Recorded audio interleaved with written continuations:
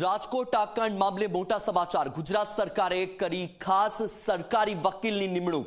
તુષાર ગોકાણીની નિમણૂક કરી છે। સમગ્ર કેસમાં સરકાર વતી દલીલ કરશે। રાજકોટમાં જે ઘટના બની છે, 28 લોકોના મોત થયા છે, એ મામલે હવે ગુજરાત સરકારે ખાસ સરકારી વકીલની નિમણૂક કરી છે। તુષાર ગોકાણીની નિમણૂક કરવામાં આવી છે। સમગ્ર કેસમાં સરકાર વતી દલીલ કરશે।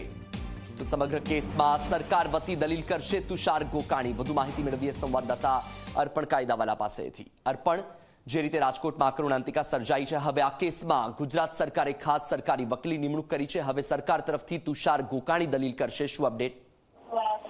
વત્સલ, બસ હવે ગણતરીનો સમય છે। મળતી માહિતી મુજબ કે જે આરોપીઓ છે તેને અમદાવાદ ક્રાઇમ બ્રાન્ચમાંથી લાવી અને જે કોર્ટ છે તે સમક્ષ રજૂ કરવામાં આવશે। એટલે જ્યારે આ કેસ ચાલશે તો સરકાર તરફથી ખાસ સરકારી વકીલ તરીકે એટલે કે સ્પેશિયલ પબ્લિક પ્રોસિક્યુટર તરીકે તુષાર ગોકાણીની સત્તાવાર નિમણૂક કરવામાં આવી છે, કે જે આખા કેસમાં આ કોર્ટમાં સરકાર તરફથી દલીલો કરશે। ખાસ કરીને જે આરોપીઓ છે કે જેની સામે આ આરોપ લાગ્યા છે, આ મોટી બેદરકારી અને મોટો આગકાંડ થયો તેને લઈને, એટલે તેમનો પ્રયત્ન મોટામાં મોટો એ જ રહેશે કે જે આરોપીઓ છે તેમને આખા મામલામાં કડકમાં કડક સજા થાય, જેથી કરીને જે કોઈ નિર્દોષો મૃત્યુ પામ્યા છે તેમને અને તેમના પરિવારજનોને વહેલામાં વહેલી તકે ન્યાય મળી રહે।